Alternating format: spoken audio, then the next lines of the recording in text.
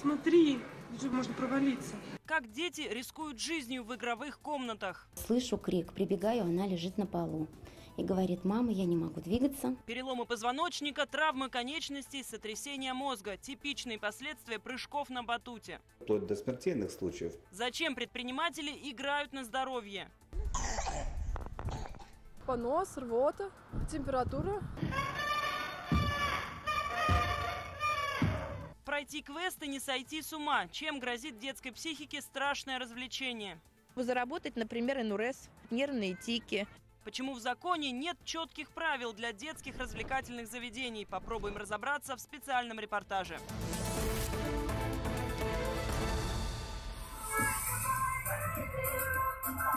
Эти кадры были сняты буквально за несколько минут до серьезного происшествия. На них 5-летняя София веселится и играет с друзьями в одной из уфимских игровых комнат. В какой-то момент малыши решают забраться на скалодром. Секунда, и девочка оказывается на полу. Слышу крик, прибегаю, она лежит на полу.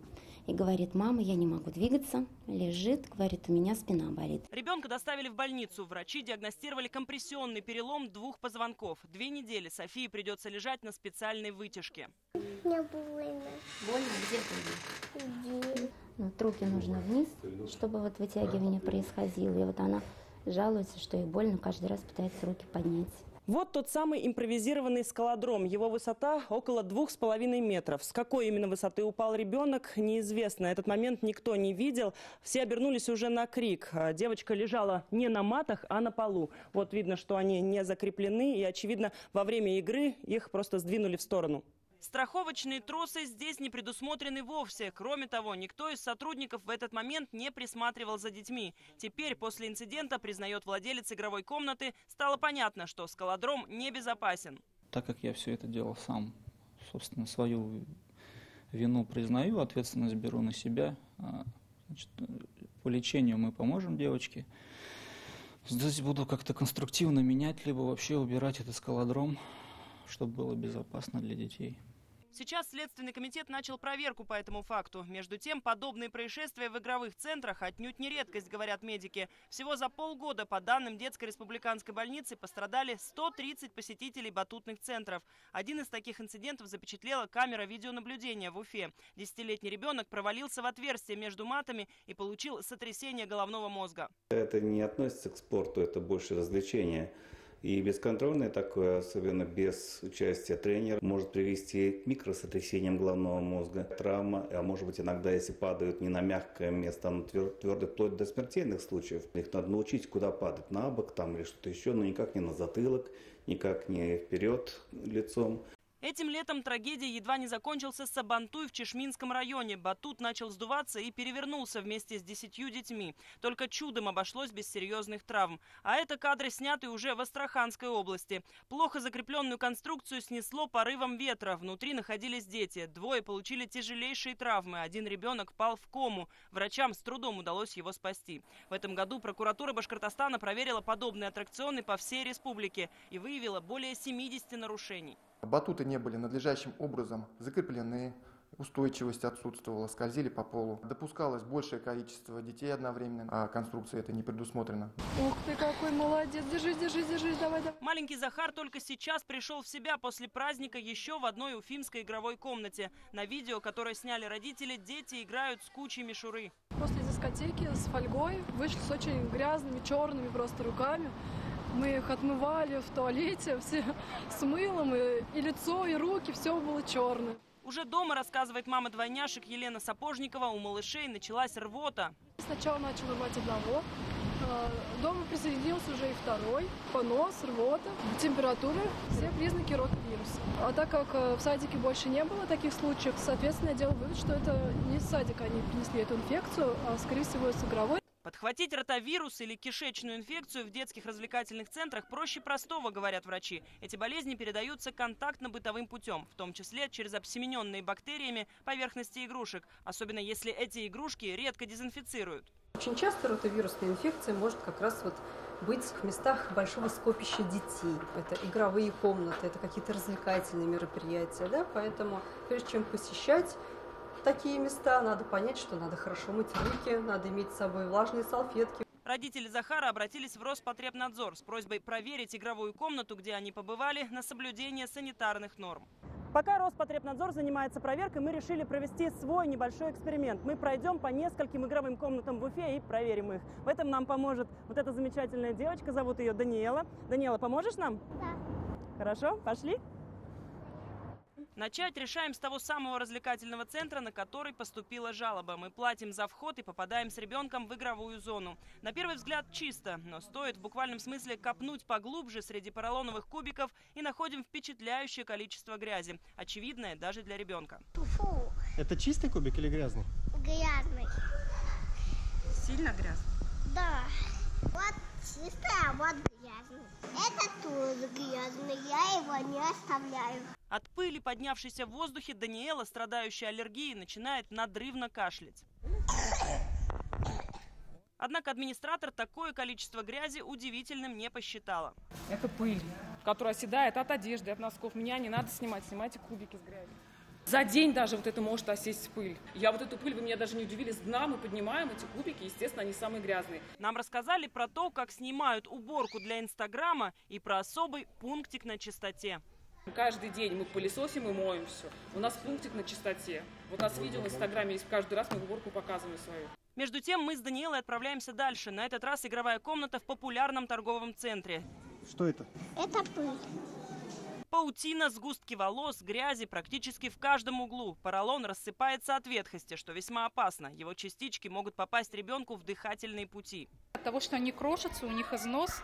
То есть мы их со временем меняли, но все-таки там под горкой мы оставили, потому что там все-таки они летят со скоростью, может и удариться, еще что-то. Как оказалось, поролоновые кубики – слабое место почти всех игровых комнат. Если твердые поверхности с переменным успехом все же обрабатывают, то поролон могут в лучшем случае пропылесосить.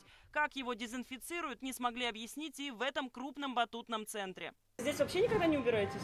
Они сами это все тренируют. Тренеры моют? Нам сказали, что за уборку вот здесь отвечают тренеры, да? Да. А как вы моете или обрабатываете кубики вот эти поролоновые? Кубики? Кубики. Я не знаю, нас обрабатывают руки, наверное. Я не знаю. Чистили, пылесосили их. Как часто вы это делаете? Последний раз мы делали это где-то месяц-два назад. Сложно представить, сколько инфекций может накопить поролон за 2 месяца. Постоянно, если чистить, потом уже не оттканится тканей. Ткань очень дорогостоящая. Чистите редко, потому что ткань дорогостоящая? Нет, не то, что ткань дорогостоящая, а потому что не нуждается так долго постоянно в этом мытье. А нам показалось, что все же нуждается, как и многие другие поверхности в этом центре. Вот здесь буквально в полуметре друг от друга мы заметили сразу 2 неприятных момента. Здесь грязь, ее очень хорошо видно, а вот здесь дыра в батуте. И нет гарантии, что батут не порвется прямо под ребенком. Кроме батутов, здесь есть игровая зона для малышей. В лабиринте на высоте около 3 метров в защитной сетке зияет огромная дыра, в которую прямо у нас на глазах едва не угодил 1,5-годовалый ребенок. Смотри, это же вообще реально, вот в эту дырку можно провалиться. Ну, то есть это так не должно быть, я правильно понимаю? Конечно, нет. Вот вы говорите, каждый день обязательно смотрите. Обязательно, да. Вчера такого не было, по крайней мере, вечером. Мы специально вернулись сюда спустя несколько дней. Дыра в защитной сетке осталась на месте, как, впрочем, и жуткая грязь между матами. Еще одно весьма сомнительное место для развлечений – так называемые квесты. В Москве нашумела история о том, как 12-летняя девочка изуродовала лицо во время такой игры. В темной комнате ребенок упал с высоты и напоролся лицом на штырь.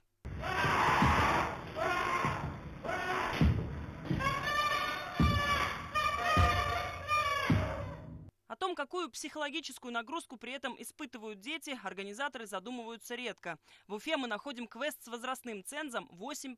На фотографиях в описании темница, скелет. По телефону нам сообщают, что игра вполне подойдет для 9-летнего ребенка и что ему, вероятно, будет страшно. Для 9 лет это нормально будет?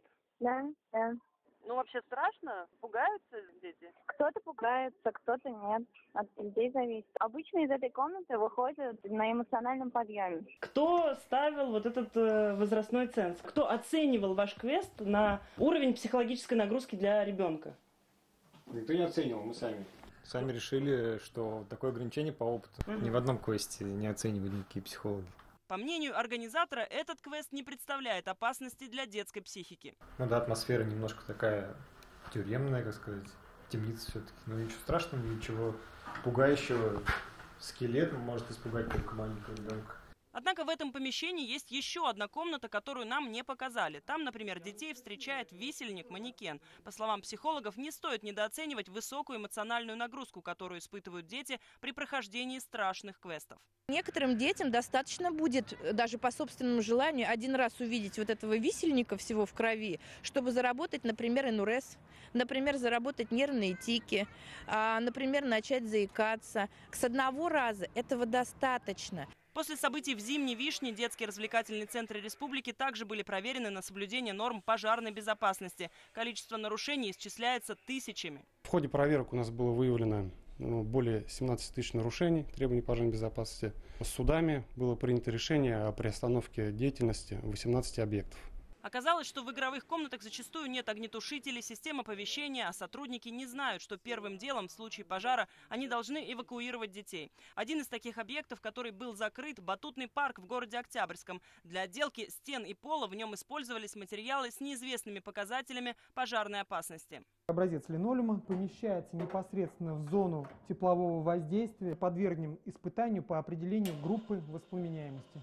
В испытательной пожарной лаборатории республики подозрительные отделочные материалы из игровых комнат исследуют и определяют их класс опасности. Если взять такие показатели, как горючесть, воспламеняемость, дымообразующая способность, группы, которые будут иметь, к примеру, Г4, В3, не допускается применение данных материалов в общественных местах, где большое количество людей. В российском законодательстве вообще нет такого понятия, как игровая комната, а значит нет специальных нормативов и правил. Предприниматели могут устанавливать любое оборудование и сразу начинать работу, без лицензии или какого-либо уведомления контролирующих органов. Присматривать за детьми при этом могут люди без специального образования и даже без санитарной книжки. Проверить их по закону могут только по жалобе, то есть уже после того или иного происшествия. К сожалению, нужно отметить, что на данный вид деятельности детские развлекательные центры отсутствует конкретизированный санпин. То есть конкретных требований для данных учреждений их нет. Проверяют игровые комнаты только на соблюдение общих требований санитарного законодательства или, например, соответствует ли игровое оборудование ГОСТу. Пока же добросовестные предприниматели заглядывают в санпины для детских садов, где, например, прописаны конкретные дезинфицирующие средства. К игровым комнатам требований так таковых нет. Мы сами решили придерживаться санпина, которые утверждены для детских садов. То есть мы сами возложили на себя эту ответственность. Сейчас московские депутаты планируют внести в Госдуму законопроект об ужесточении требований для детских игровых комнат. Не регламентировано, сколько должно быть персонала, сколько квадратных метров. Санитарно-эпидемиологические нормы не прописаны. С одной стороны, нам необходимо, конечно, на федеральном уровне этот вопрос урегулировать. С другой стороны, нельзя то, что называется, перегнуть палку, потому что это будет ужесточение определенных требований к бизнесу. Сами предприниматели говорят, что не видят ущерба для бизнеса в появлении более четких регламентов по безопасности детей. На данный момент мы не видим каких-то угроз для бизнеса. То есть если это будет вводиться, то, соответственно, мы можем об этом сказать гостям, что вот смотрите, у нас это есть, и вы можете вот за это не переживать. А тем временем пятилетняя София в Уфимской больнице, конечно, не подозревает, что случившееся с ней может стать еще одним пусковым механизмом для изменений в целой системе. Пока девочка терпит боль и при этом старается улыбаться. До происшествия София занималась танцами. Сейчас ей нельзя даже сидеть. Лежа в больничной кровати, она рисует балерин. Врачи запретили ей танцевать как минимум в ближайшие 3 месяца.